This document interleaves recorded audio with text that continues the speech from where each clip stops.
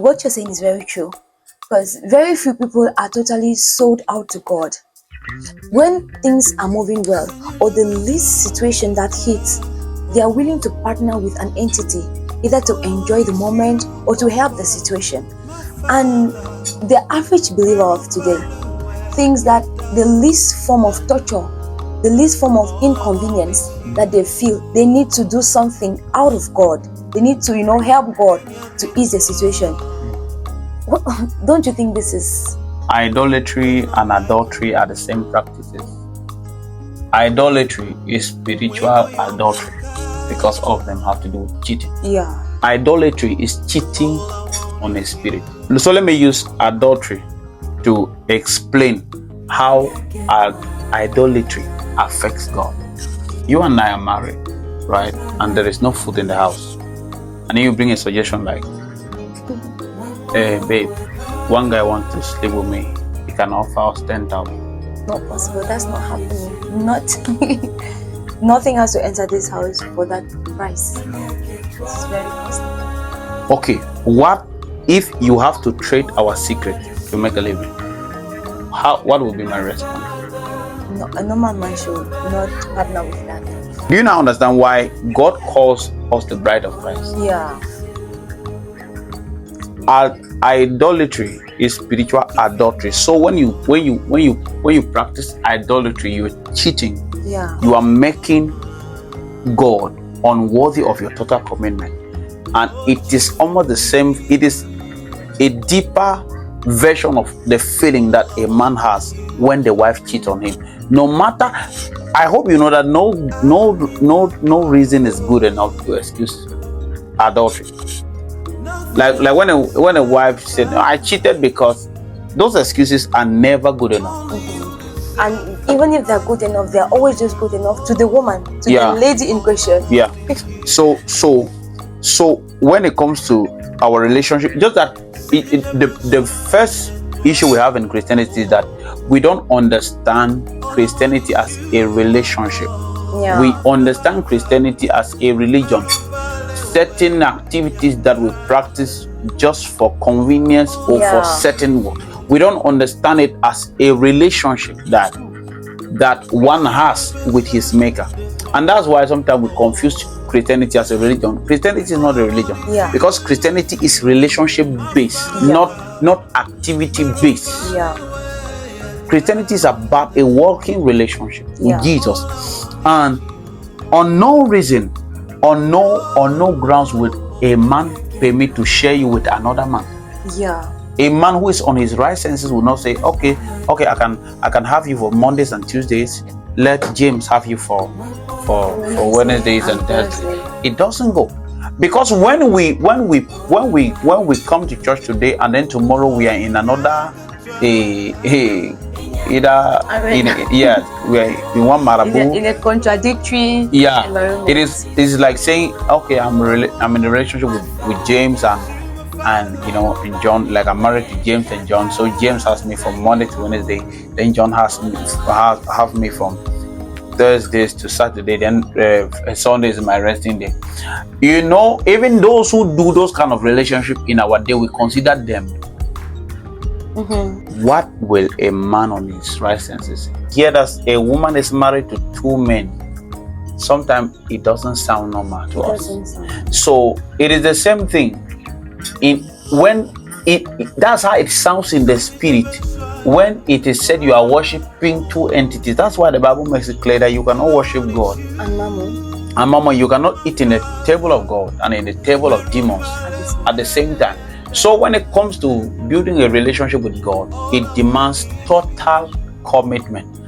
The same way we stand on the altar and say, this day I, Samuela Bang, I promise to love you in health, in sickness, in this, till death do us apart. I promise to love you and you alone.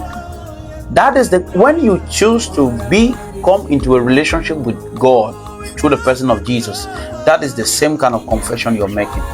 The problem with many people is that they think that Christianity is a religion, so they are prescribed activities that you do continually until you die. No. God is somebody you have to please. And how do you please?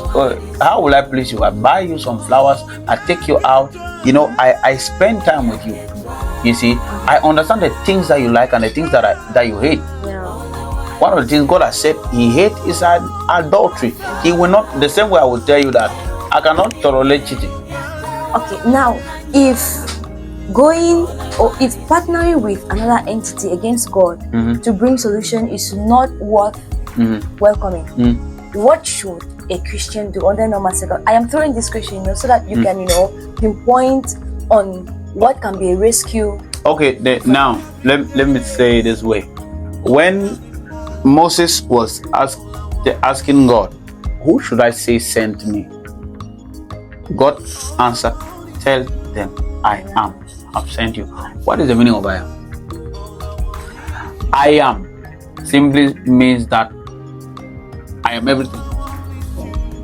But many people who claim to be Christians do not understand the magnitude of God. Let me say it this way.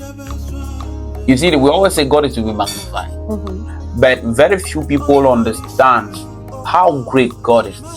Do you know why? Do you know the problem is not with God? When God told Moses that I am has sent you, He was telling Moses that I am everything that you people can ever need. There is no limitation in me. I am not the beginning, I am not the end. Both the beginning and the end are in me. Yeah. And everything that you can ever mention came from this man who is speaking to you. Moses understood that. For example, you and I can be in the relationship and you don't understand, or you have not known me too well. Yeah. For example, I can be working in an oil factory and we have been in a relationship 5 months and you don't yet know that. And because you don't yet know that, you will not be There's able some to degree of dependence that I cannot, freely learn. Yeah, because you don't know how much I can do or how much I'm worth. You understand? Yeah. So, but the more you get to know me, the more you get to understand that there is just a lot that I can do for you. You see, but even when you did not yet know, that ability was still in me. So what am I saying? There are a lot of things in God that even eternity will not permit us know all. So when you have a problem and it is looking like God cannot solve, it is not like God cannot solve. It is just that you have not come to the realization of where that solution is in God. The Bible says, my people perish for lack of knowledge. What kind of knowledge is that? The knowledge of specific, it's not general knowledge, like God is good. No. It's talking about practical and deep things of God. You see? It talk about knowledge that answers specific issues.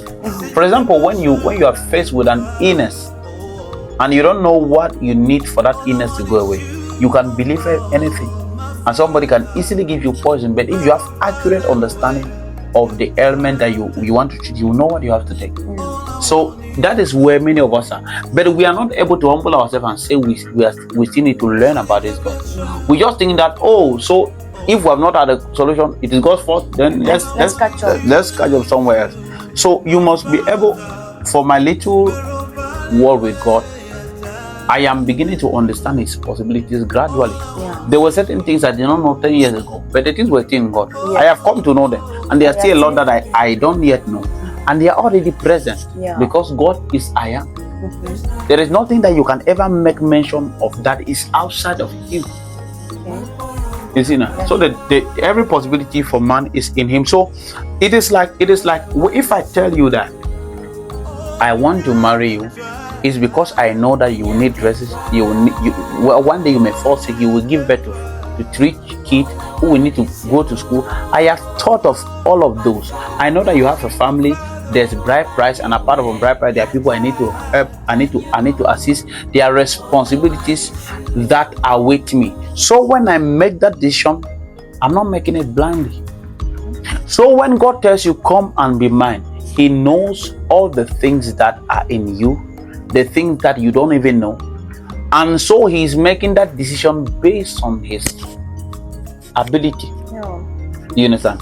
So it can only be us limiting God, but God is unlimited to the extent that you have to push him to something. And let me end by saying this: there is nothing that you can add, you can even add to God that was not made by God. If you even take a stone and make it your God, that stone was created by the God. Imagine putting a stone and God side by side. Yeah.